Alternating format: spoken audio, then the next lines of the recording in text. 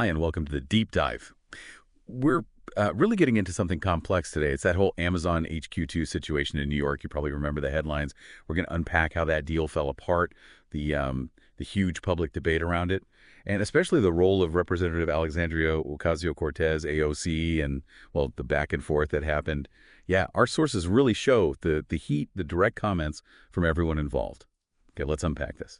Yeah, it's fascinating because it wasn't just about business, was it? It really became this huge economic and political moment. Yeah. And understanding the different angles, what the sources actually say is, well, it's pretty crucial here. What's fascinating here is, well, just how quickly this single deal blew up into something much bigger. Definitely. And the sources, right from the start, they point fingers. Yeah. There's this claim that AOC was, and I'm quoting here, widely blamed for sabotaging the deal and the alleged fallout. Huge numbers.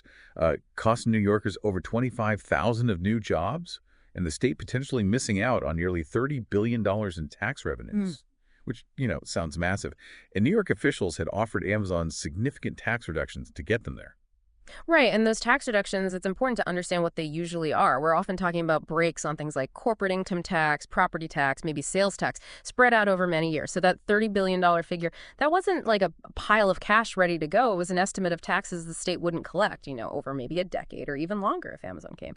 If we connect this to the bigger picture, these kinds of massive corporate incentive packages, they almost always spark intense public debate about, well, priorities. Is this the best use of potential resources? Exactly. And that debate really zeroed in on AOC's own words about these incentives. The sources say she emphatically asserted that she does understand how tax incentives work. But so?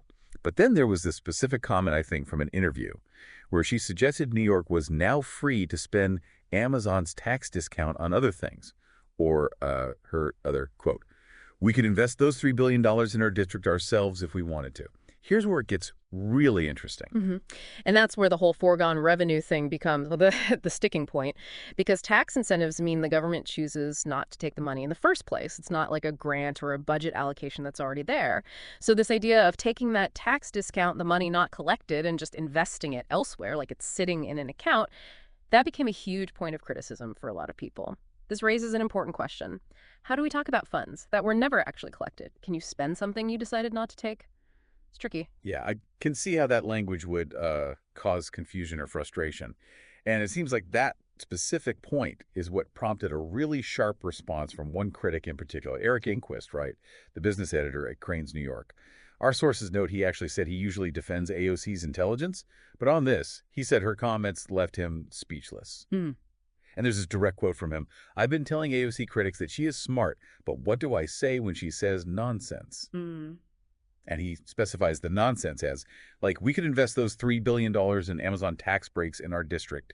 We could hire more teachers. We can fix our subways. We can put a lot of people to work for that money. That word nonsense, it's pretty loaded, isn't it? It implies, a fundamental misunderstanding of how public money, or in this case, uncollected money, works. And the examples he uses, teachers, subways, jobs, those are very tangible, very real needs. It frames the debate as, look, it's either this giant corporate giveaway or we could be funding these essential public services. That really resonated. So a direct challenge to her understanding of the economics. How did she fire back? Because the sources say she definitely did. Yeah, she went on Twitter pretty extensively, it seems. Started by challenging the critics themselves, saying something like, not sure how many pundits talking about Amazon even read the deal or where it was going. Then she broke down the numbers from her perspective. She pointed out, okay, 500 plus million of the deal was capital grants, 2.5 billion in tax breaks. And based on that distinction, she asked, well, it's fair to ask, why don't we invest the capital for public use? Why don't we give working people a tax break? Okay, so she's making a distinction there. That's important. Capital grants are different. That's more like actual money the government is spending or giving up front, often for things like infrastructure needed for the project. So her point seems to be, okay, maybe the tax break part isn't spendable cash, but what about this $500 million in direct grants? Why give that to Amazon instead of using it publicly? Right. And she sounded, well, pretty frustrated with how the debate was being framed. She tweeted, frankly, the knee-jerk reaction, assuming that I don't understand how tax giveaways to corporations work, is disappointing. And then added something like, no, it's not possible that I could come to a different conclusion. The debate must be over my intelligence and understanding instead of the merits of the deal. So what does this all mean? She's shifting the focus. It looks like it. She's arguing, hey, don't just attack my intelligence, look at the deal itself, let's debate that. And she laid out a whole range of problems she saw with the merits of the deal. It wasn't just the money for her. Okay, what were those other points? Beyond the grants versus tax breaks. Well, she called it one of the biggest giveaways in the state history, so Yeah. size was definitely part of it. But also the process.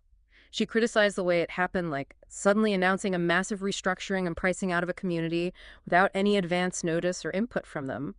Lack of consultation, basically. Then there were concerns about the immediate impact, like speculative insider real estate buys that were creating immediate spikes in rent. Ah, the gentrification fear. Exactly, in what she called one of the most rent-burdening communities in NYC. And she brought in ethics, too, pointing to Amazon selling notoriously flawed and radically biased facial recognition technology to IC. Wow, okay, linking it to immigration policy. Yeah, while trying to move to one of the most immigrant-dense areas of the world. She even mentioned a post piece on Amazon, IC, and the CIA connection. And she didn't stop there. She accused the people handling the deal of treating the community with condescension, disdain for their legitimate concerns. And she even sort of said, I told you so, reminding people she'd warned earlier about surging NYC costs, failing subways are creating major political forces to be reckoned with. What's fascinating here is just the sheer breadth of her critique. It went way beyond just a tax incentive debate into community impact, ethics, process, everything. So it wasn't just AOC versus, say, business commentators. There were other political players involved too, right? Like the governor. Oh, absolutely. Governor Andrew Cuomo was a major proponent of the deal, and he was pretty critical of the opposition after it fell through. What did he say? The sources mentioned his view. Yeah, he framed it as a failure of local politics over the greater good. He blamed a small group of politicians, widely seen as a reference to AOC and others, saying they put their own narrow-minded political interest above their community. And to back that up, he claimed that poll after poll showed overwhelmingly supported bringing Amazon to Long Island City. Okay, so he's invoking public opinion polls against the local representatives. Right. It highlights that classic tension, doesn't it? You have local representatives hearing specific community concerns, rent hikes, displacement, process issues, and then you have the state-level view, often focused on broad economic numbers, jobs for the whole state maybe, using polls to show general support. It really puts the spotlight on how community interests can be defined very differently, depending on who you ask and what metrics you use, and how polls fit into that whole dynamic. Man, this really was a messy situation. Unpacking this Amazon HQ2 story, it just shows how many layers there are. You've got the economics of incentives, the arguments over what counts as money the public can use. Then there's the community impact, the ethical questions, the whole political power struggle. And the sources we looked at, they really captured just how intense and polarized the opinions were. They absolutely do. And, maybe the final thought here, looking back at this whole deep dive, it really hammers home how tangled these big economic projects are with everything else, community life, technology ethics, even how we perceive politicians' understanding of issues. It sort of leaves you wondering, doesn't it? When these huge, complex deals are proposed, how do we make sure all the different voices, all the different concerns are genuinely heard? And maybe, what's the actual cost of getting a win in these situations? Who pays it? It's definitely something to keep thinking about as these kinds of public-private partnerships continue to shape our cities.